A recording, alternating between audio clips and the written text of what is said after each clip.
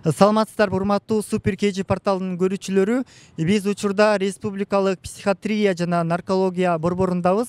Аталган мекемеден жылына 9000 киши түрдүү спирттик ичимдиктерден жана баңгиден дарыланып чыгат.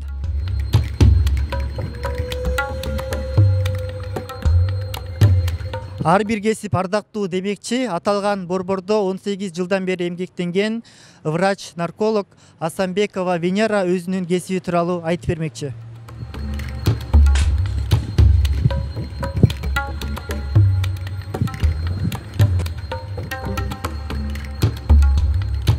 Бизде амбулатордук дарылануу бар. Амбулаторуна келип кетип лечение алсаңыз болот, же стационарга жатсаңыз болот байке. Кандай кылалык? Жатасызбы же келип кетип? Жатасыз, э? Фамилияңызды айтыңыз. Кадырбеков, э? Бекболот. Жылыңызды айтыңыз. 76. 1976. Жашаган жериңизди айтыңыз. Восток 5. Паспортуңуз барбы байке? Бар, бар. Бериңиз.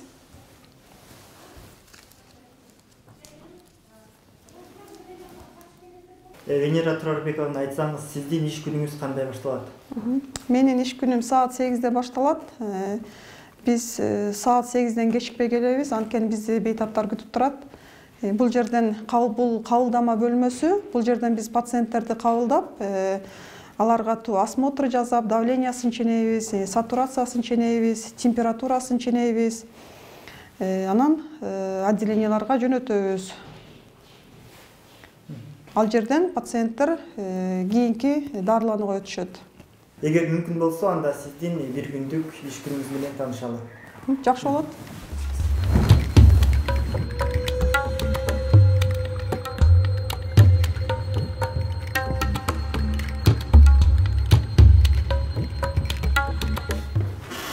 Так, а вы с ним?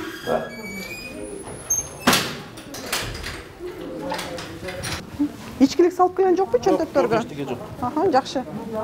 Канча күн болду ичкенине? 3 күн. Келиңиз байке, куртканы чечкиле, давленияны ченейли. Канча күн болду ичкениңизге байке? Там девочки, спрятай там это. Үйдө көтөрөлүп.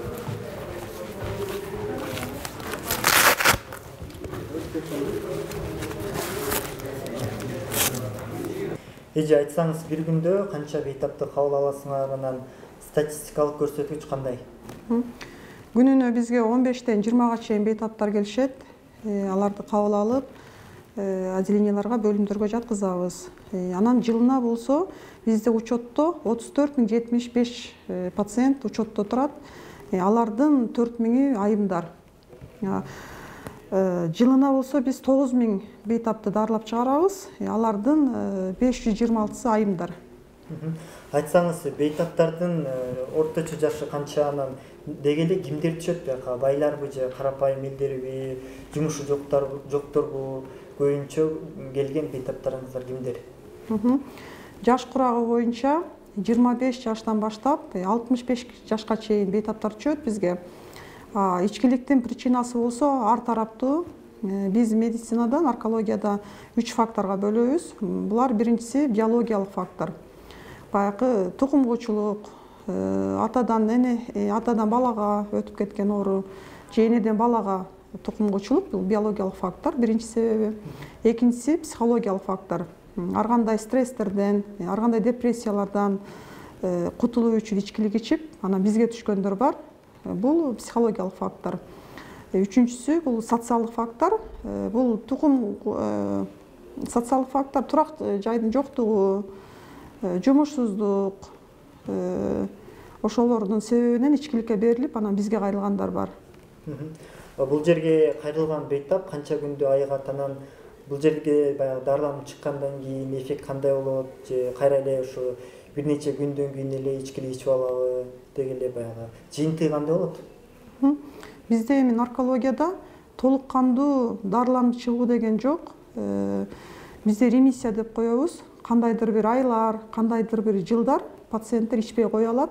Негизи наркологдун задачасы, бул милдети пациент ичкилик ичип кыйналып келгенде аны акыбалын жакшыртып, зат алмашууну жакшыртып, кан басымын жакшыртып, кайта өзүнүн калыбына келтирүү да. Аракечтикте болсо бир эле наркологдун жумушу эмес, бул андан ары бейтап менен психологдор иштеш керек, психотерапевттер иштеш керек, невропатологдор иштеш керек. Буга чейин ошо наркология борбору деп аталып келген. Мындан кийин республикалык психиатрия жана наркология борбору аталып калды. Ошондо бул жерден кимдер дарыланат? Республикалык психиатрия жана наркология борбору азыр кошулуп атат.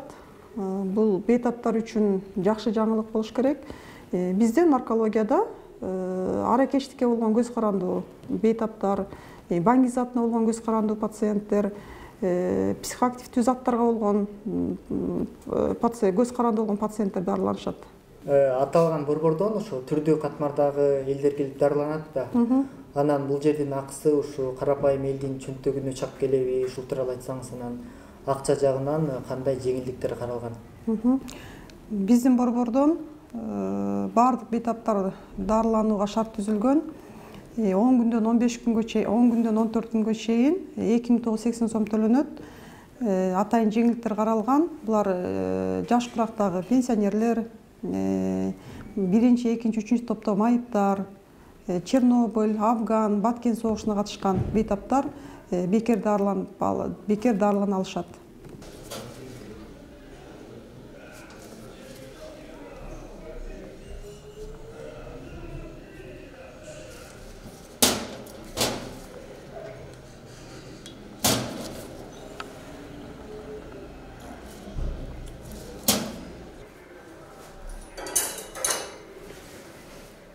Эже демек бейтапты кабыл алгандан кийин капельница сайга өтө турбайсыңарбы? Биз жанакы биринчи этаждан пациентти кабыл албадыкпы? Андан кийин ошол жерден пациенттерди бөлүмдөргө бөлөбүз. Мынакей Байкени бул отделенияга алып келдик азыр. Байке лечение баштадык. Атайын Байкеге ылайыктуу, акыбалына жараша план лечения түзүлдү. Ошонун негизинде мына биринчи этап детокс терапияны баштадык. Байке азыр бизден капельница алып жатат. Бул капельницанын жардамы менен организмди биз тазалайбыз. Организмдеги токсиндерди, уу заттарын, шлактарды сыртка чыгарабыз. Андан тышкары бул жерде витаминдер бар, ферменттер бар. Организмди калыбына келтирүүгө аракет кылабыз. Бир бейтап орто эсеп менен бир күндө канча жолу капельница алат? Акыбалына жараша негизинен күнүнө бир капельница жасайбыз. Бул кесиптин үстүндө 18 жылдан бери иштейт экенсиз. Анан ушу бир кызыктуу учурларды эскере кетсеңиз. Кызыктуу нерселер бизде абдан көп болот. Бир азыр окуя эсиме түштү. Биз жырустаа маалында бир 45 жаштардагы Байкени кабыл алганбыз. Ал өзүнүн жеңеси менен келген, бир 50 жаштардагы. Анан пациент эштен келатканда эле баса албай келген. Анан бизде биякта кичи мед айымдар абдан тың кыздар, алар байкай коюшуп, жайдын күнү болчу, шорта кийип келген. Шортанын сыртында чөнтөк бар экен, жана ичинде чөнтөк бар экен. Ошол ички сырткы чөнтөгүнөн биз 18 штук медициналык спиртин тапканбыз. Санап эле атабыз, 18 штук экен. Ошондой кызыктуу окуялар бизде көп болот. Аны бейтаптар ичинен дарылануу эмес, ичүү үчүн алып салып келишет сырттан.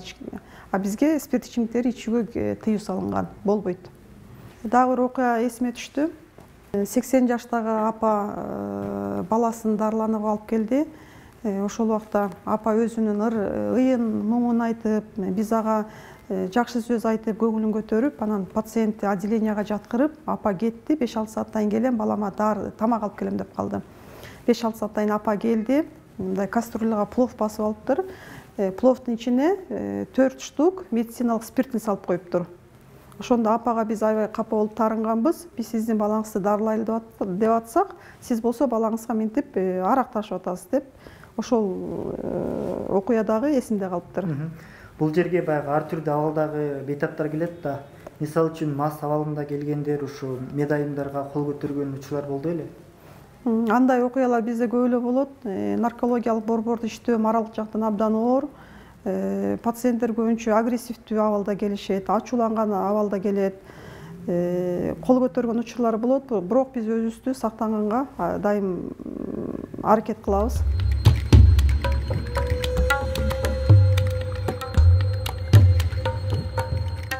Түнкү мөөнөткө калганда биз ушул кабинеттен пациенттерди кабыл алабыз.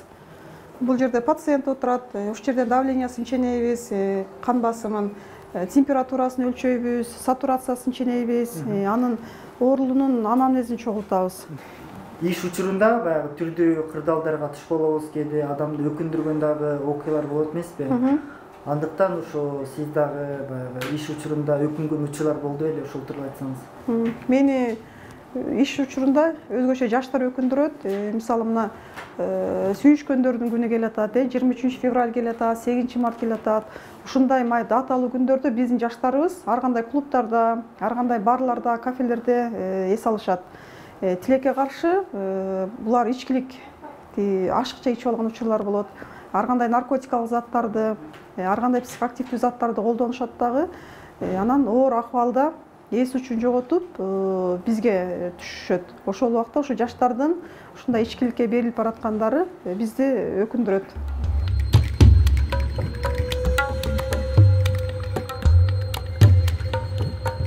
Биздин борбордун эшиктери, терезелери темир тор менен тыкыз бекитилет. Анткени биздин бейтаптарга сырттан спирт ичимдиктери кирбейт. Жана туугандары ысык тамак алып келсе дагы биз ошо ар бир тамактын ичин текшерип туруп кабыл алабыз. Алар ошо бейтаптар менен келип жолугаша алабы туугандары же бир гана тамакты кабыл аласыңарбы? Азыр карантинге байланыштуу, азыр COVID-19 жүрүп атпайбы, ошого байланыштуу азыр бизде карантин. Ошондуктан только тамактарды кабыл алабыз. Сиз бир күндүк иш күнүңүздү көрсөтүп берүүгө аракет кылдыңыз. Өтө кызыктуу болду. Сизге чоң рахмат. Мындан ары дагы иштериңизге ийгиликтерди кааламакчыбыз.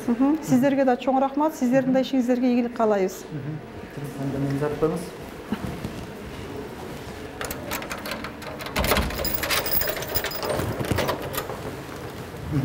Саламатта болуңуздар. Саламатта болуңуздар.